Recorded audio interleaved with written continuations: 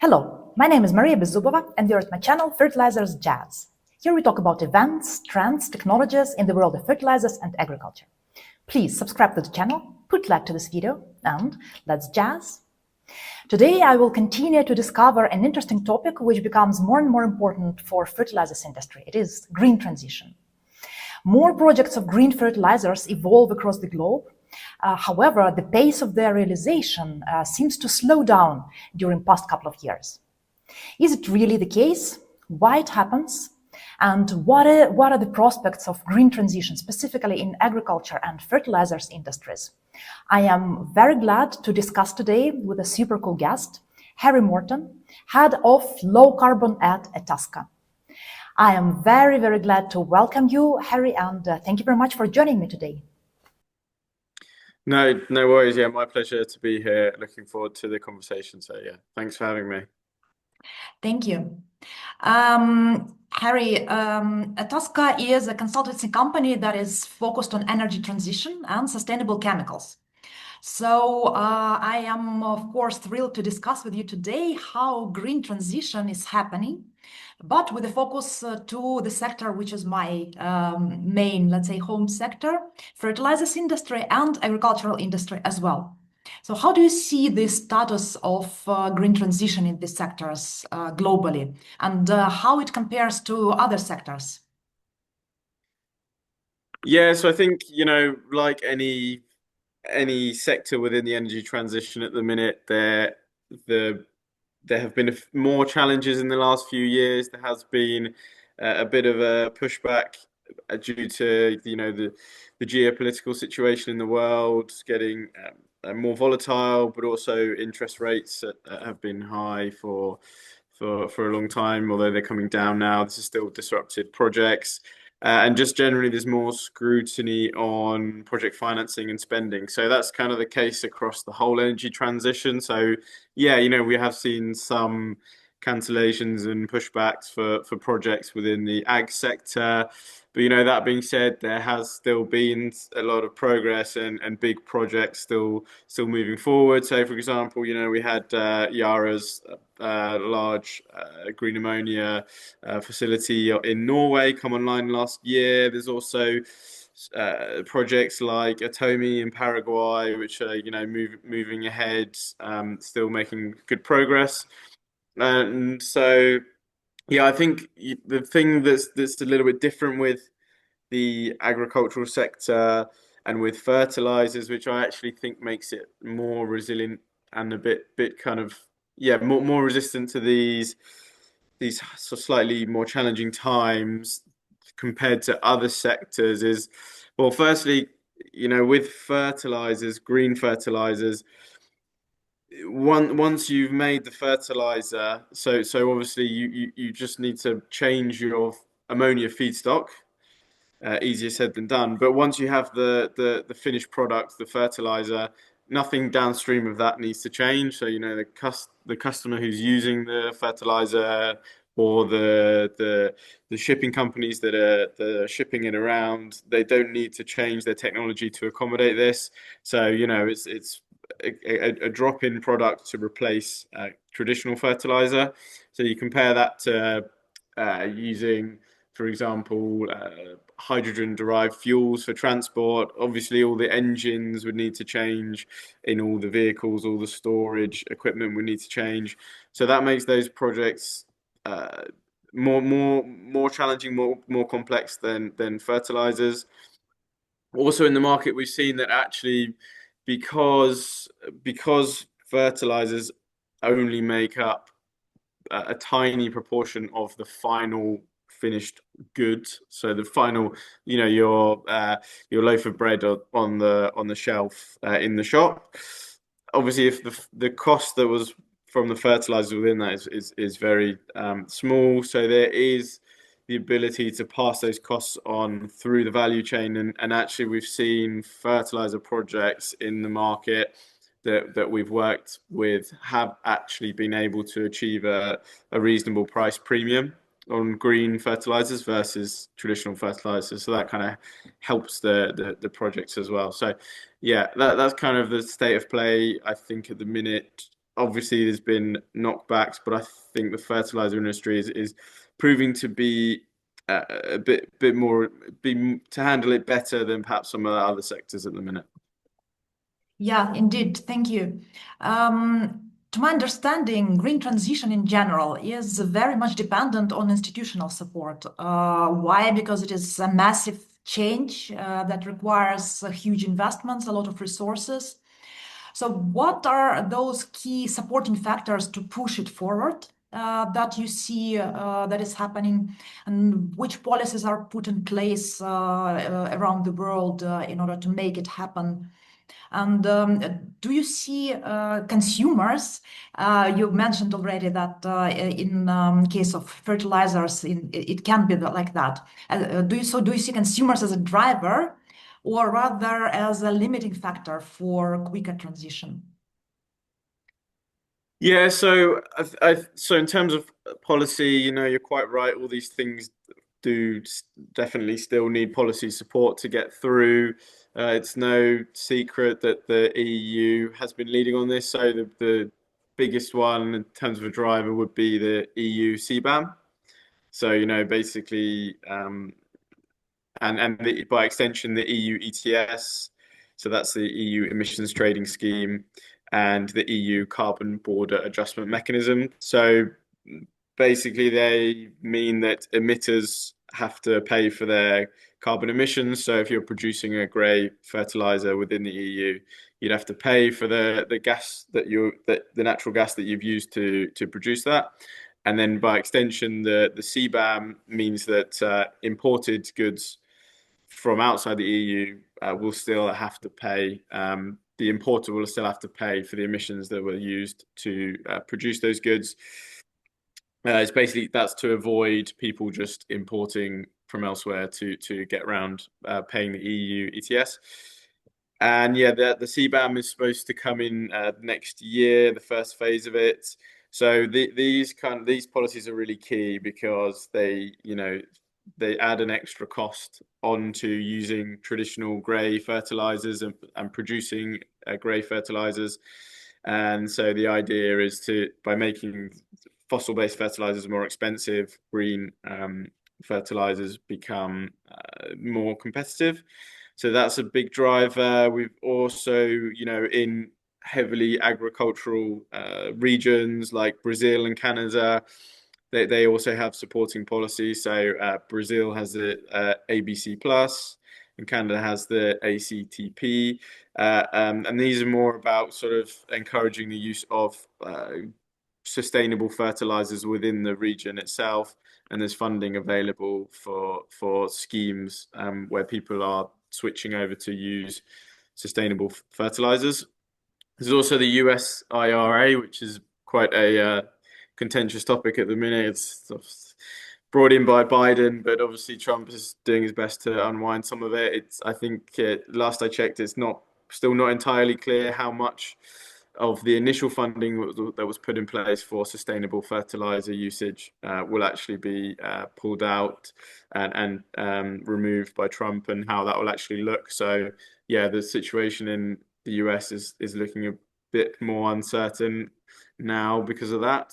But yeah, there's still, I think the EU's policy around emissions is still sort of the main driving force globally. In terms of, how around consumers, yeah, I think with consumers, as I say, you can foresee a situation where there is a premium like we have in the shops now. Organic food in the shop is a bit more expensive, and some people are willing to pay for organic food for that for the health benefits or for the environmental benefits. You can foresee a situation where consumers might opt for food goods that are stated as being made only with green fertilizers. So, I think there is a strong opportunity for consumers to have an impact there and push for that. But at the same time, food prices, many people around the world, in fact, most people around the world are very sensitive to food prices.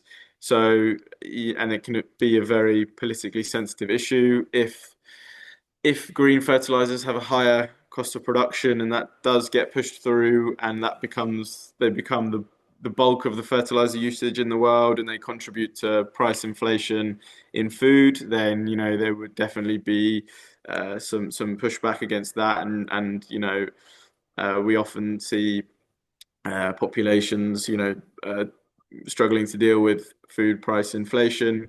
So I think there's a balance to it. It should I think there will be a willingness from some consumers to push for that.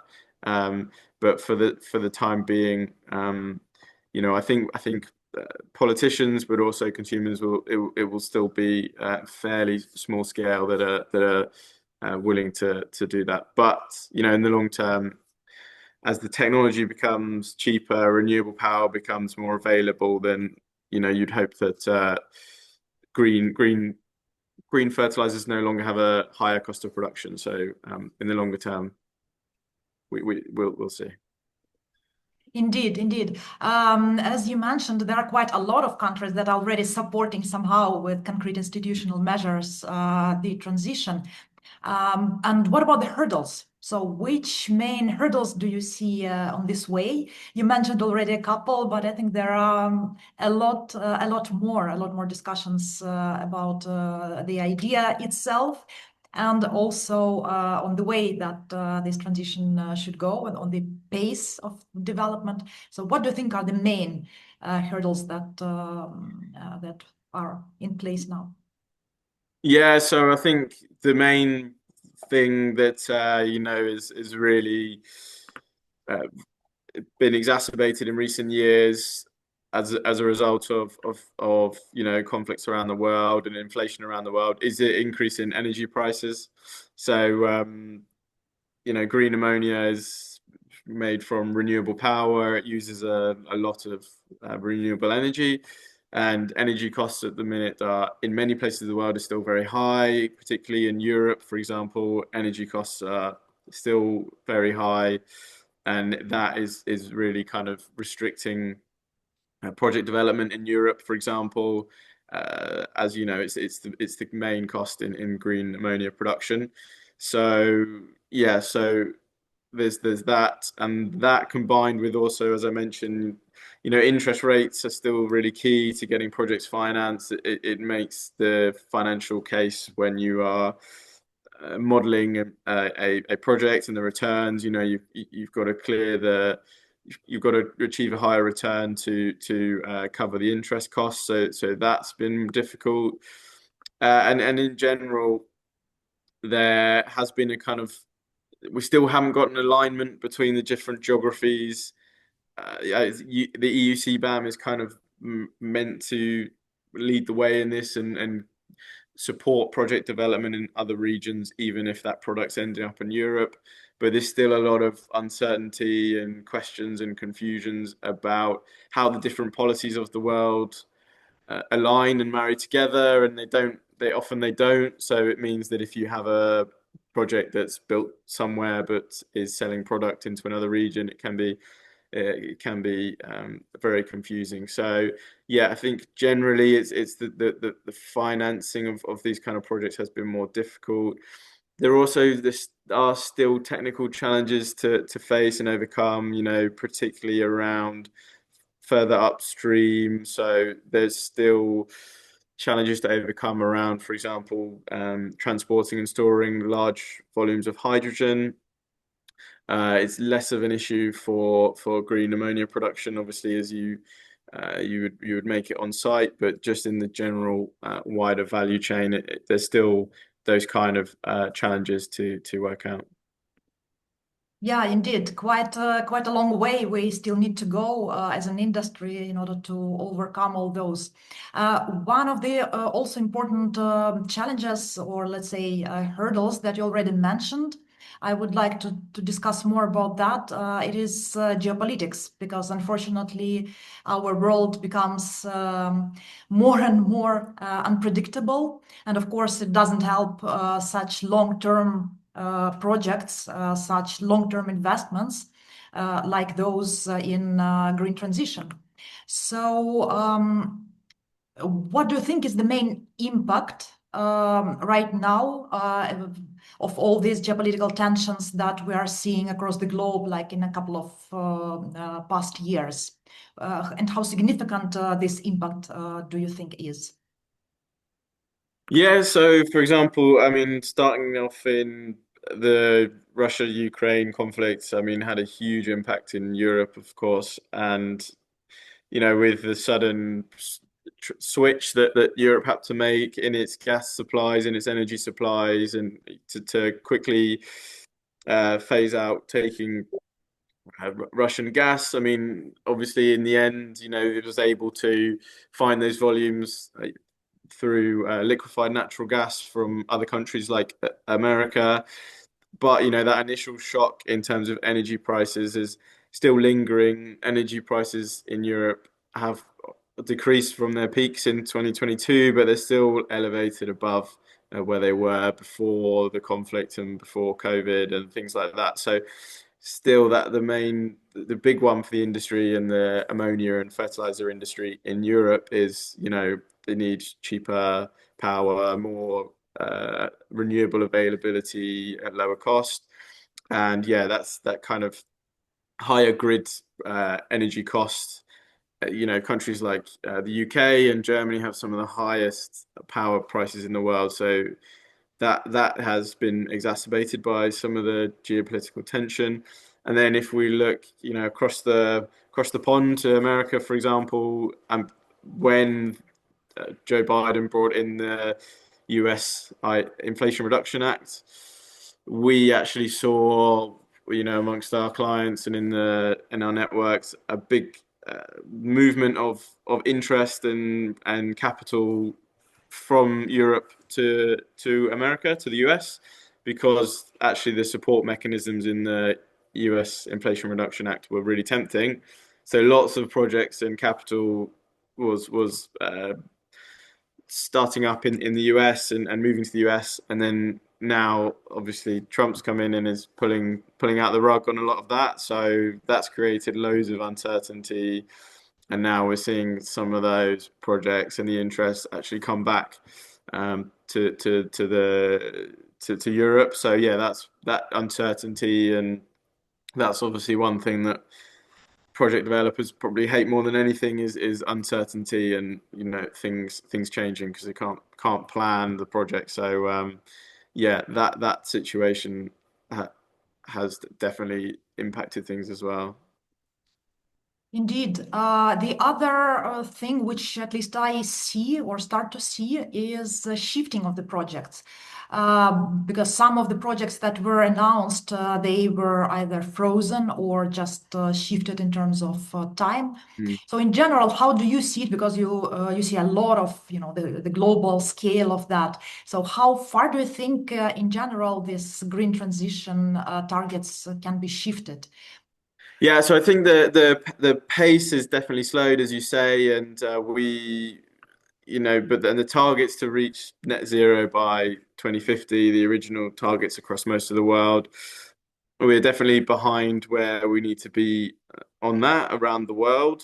But I think one thing to note, although all this geopolitical uncertainty has definitely push projects back in the shorter term. I think one thing it has done in some regions is put a renewed focus on energy security and national security. So I mentioned before, countries who previously had imported a lot of energy from, so for example, Germany used to import a lot of energy from Russia.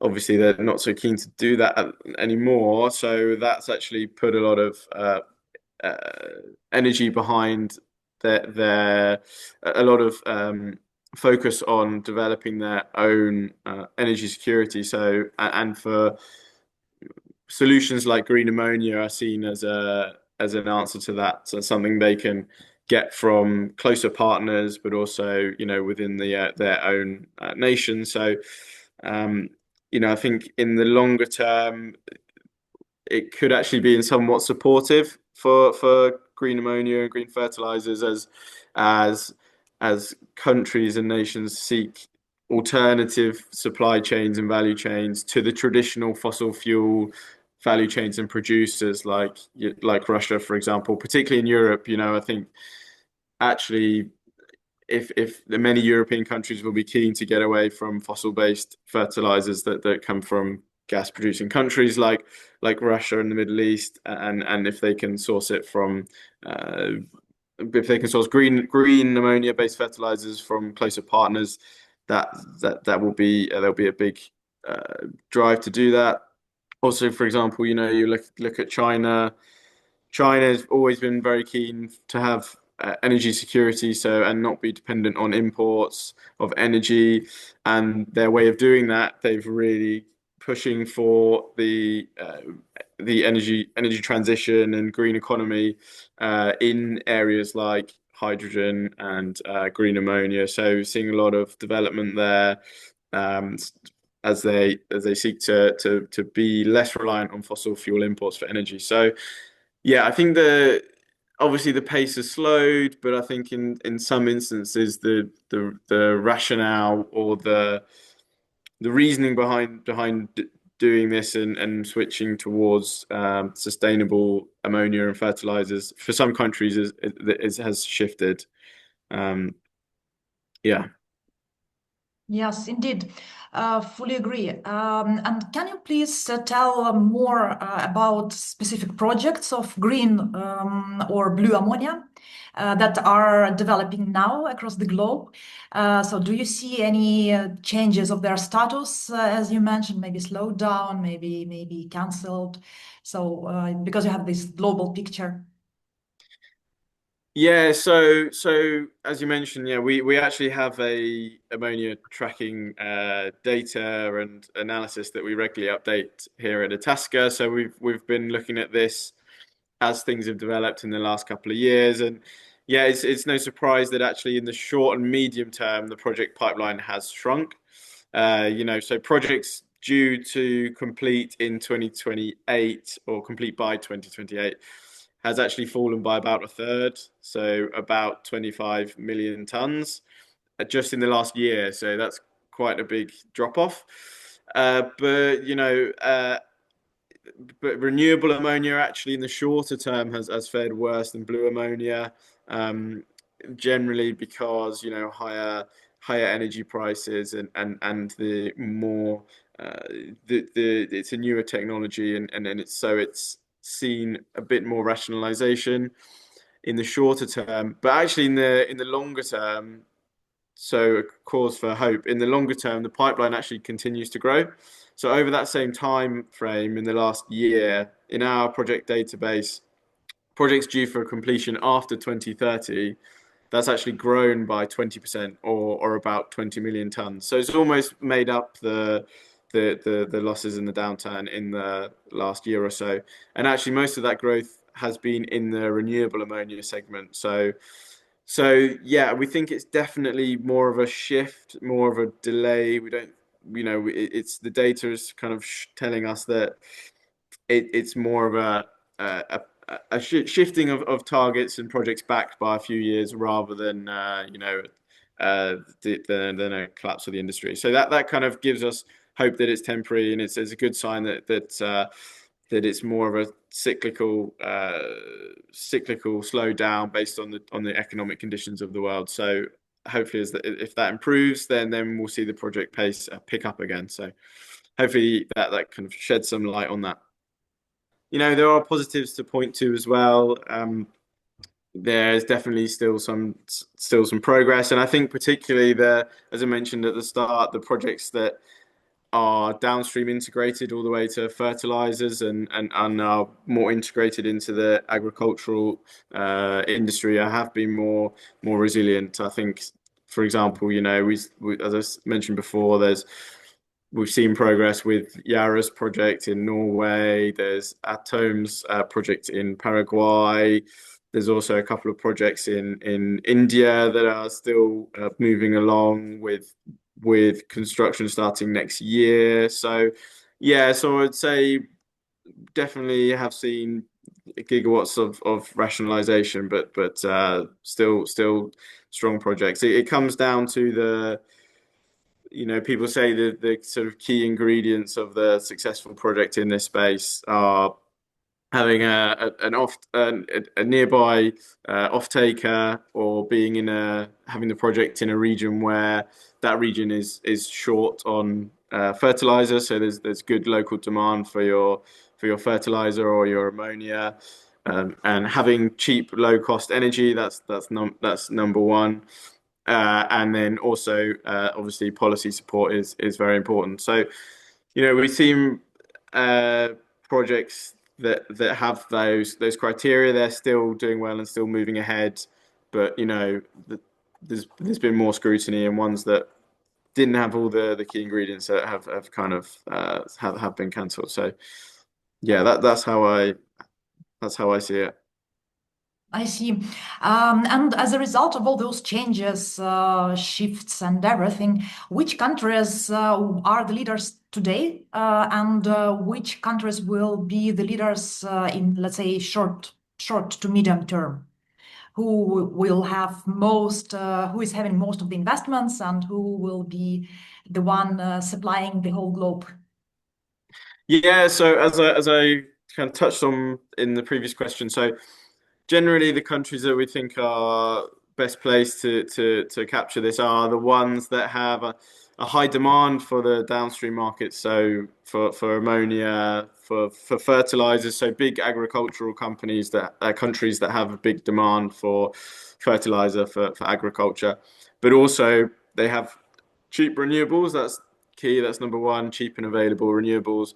But also it helps if that country or region also has expensive fossil fuels, because obviously you're competing against the grey fertilizers and the fossil fuel based fertilizers. So if they're more expensive, if their feedstocks are harder to come by, then that makes a better business case for the green fertilizer. So we think kind of countries like Brazil makes a very good case for green ammonia and green fertilizer projects, and generally that area of South America.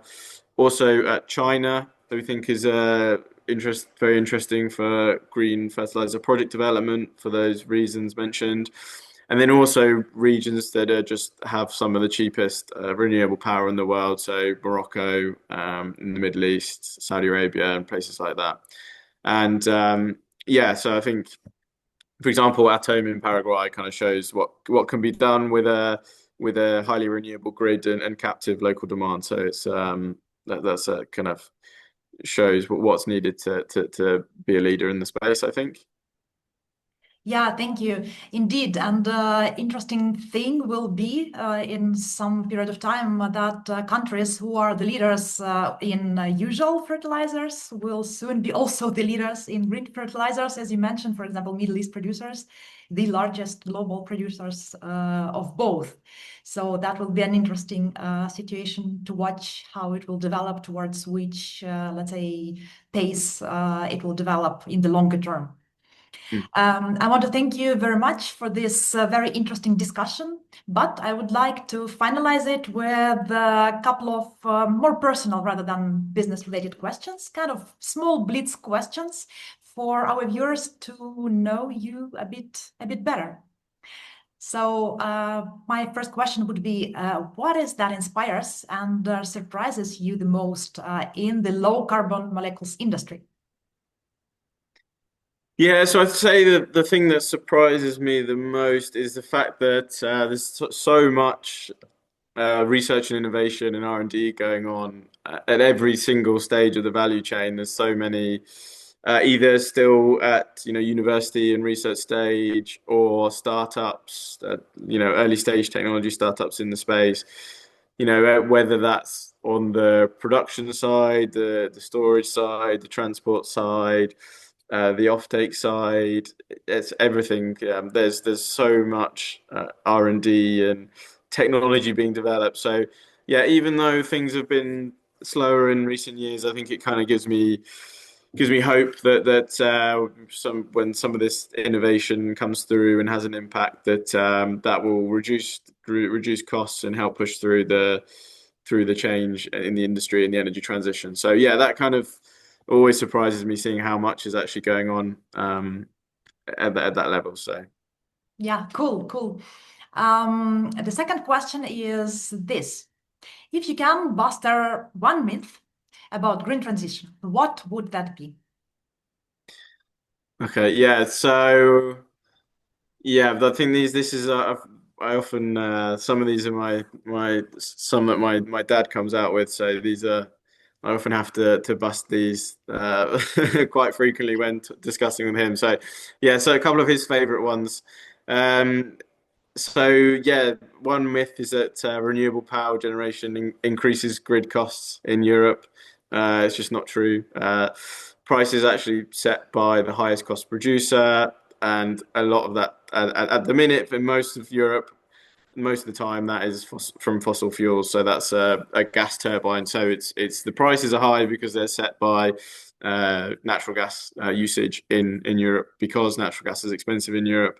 People have sometimes people like my dad they conflate the increasing usage of renewables in Europe over time with the rising prices of power in Europe, but that's coincidence. It's because the price of gas has gone up over time. So yeah, the high prices are still because of imported gas. Another one is, I think a lot of people, when they think about green projects and the energy transition, people kind of phrase it as like a cost, that we're just undertaking this cost just to decarbonize. But I think that often misses out a huge part of the picture. So a lot of projects and the energy transition as a whole actually represents a big opportunity a big economic opportunity to undertake. And projects can and projects and investments can actually deliver strong economic returns. They can provide energy security, but also they can develop an industry and just bring economic development and growth to a country or a region. So it's an investment. It's not just a cost. That would be my second one. So yeah, hopefully those help. Nice ones. Yes, nice, very nice ones. And finally, my third question would be, how would you explain, for example, to your grandma, what is your job as a consultant in the field of low carbon molecules? Okay, yeah. To grandma, uh, I would say, grandma, I help investors, developers, and companies complete financial transactions and develop and deliver strategies around the energy transition and wider energy and chemicals industry by providing industry advice. Very nice one. Very nice one.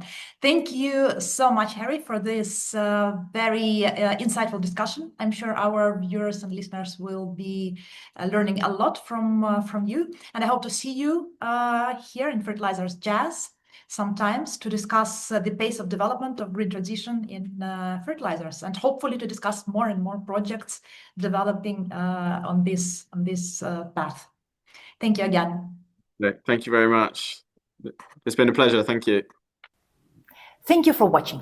As usually, I will leave all credentials of Harry and ETASCA in the comments. Please let me know in the comments which other questions related to green transition you would like me to uncover, and I will be very glad to do so with Harry next time. Please subscribe to the channel, put like to this video, push the bell in order not to miss any updates, and see you soon.